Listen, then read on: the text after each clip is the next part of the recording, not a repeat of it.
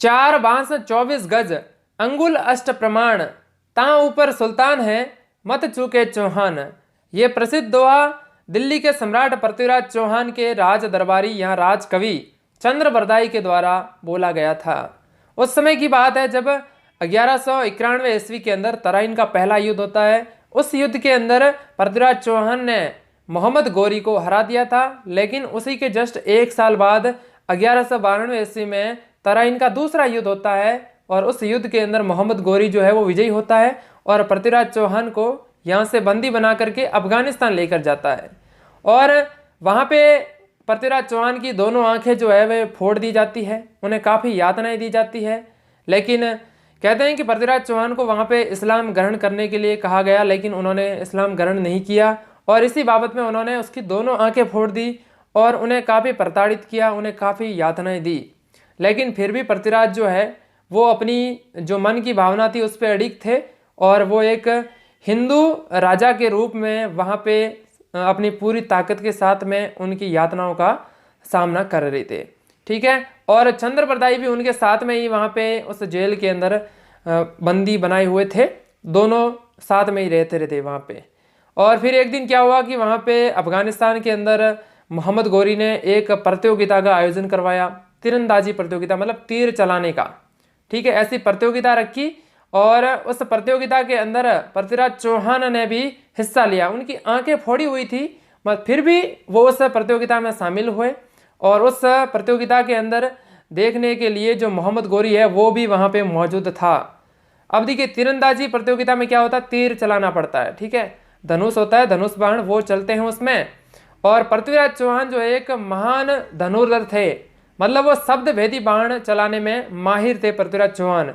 मतलब किसी भी दिशा के अंदर अपनी जो शब्द सुन करके उस दिशा में वो तीर चला सकते थे।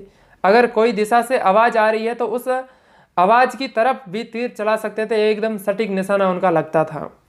तब वहाँ पे जहाँ पे उस प्रतियोगिता के मैदान के अंदर मोहम्मद गौरी एक ऊंचे आसन पर बैठा हुआ था अपने कुर्सी पे और वहीं पर पृथ्वीराज चौहान के हाथों में तीर और कमान उन्हें सौंप दिया था कि आपको निशाना लगाना है।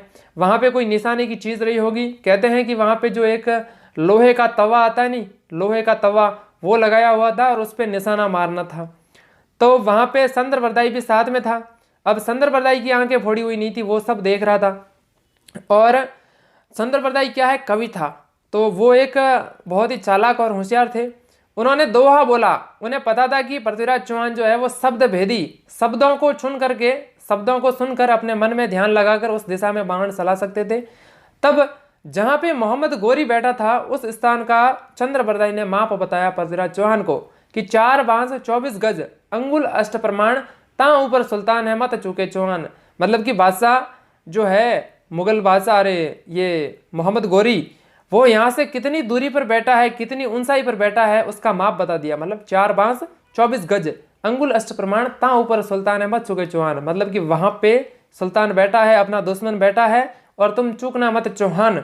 और उसी समय पृथ्वीराज चौहान ने उस दिशा में तीर घुमाते हुए तीर चलाया और तीर जाके सीधा ही उस मोहम्मद गौरी की छाती में लगा और वहीं पे मोहम्मद गौरी धराशायी हो गया, उसकी मौत हो गई।